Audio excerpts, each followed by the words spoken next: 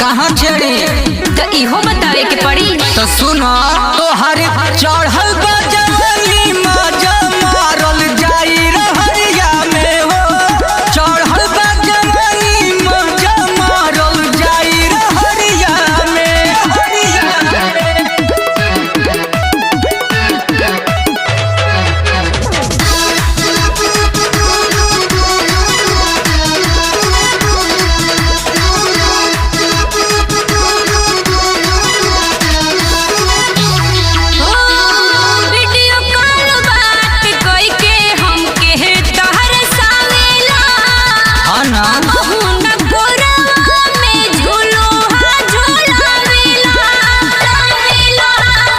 बड़ा दिन ले दूरी रहे अब नहीं रही।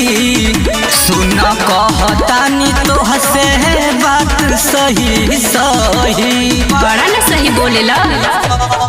हाथ ना लगोला हो कमरिया में, कमरिया में, कमरिया में। ओसे का हुई? खाली बड़ बड़ बतियला से थोड़े न होई। तो सुनो तोहर चढ़ल बजली मजा मारल जाई रहरिया में हो। चढ़ल बजली मजा मारल जाई रहरिया में।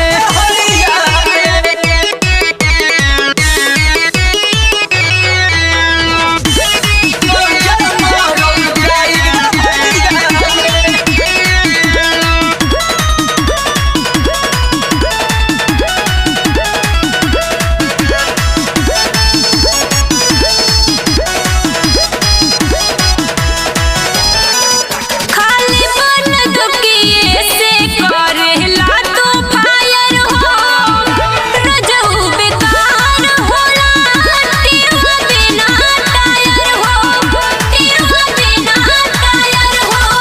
कहला रविंदर मिला हरियम से अकेल में।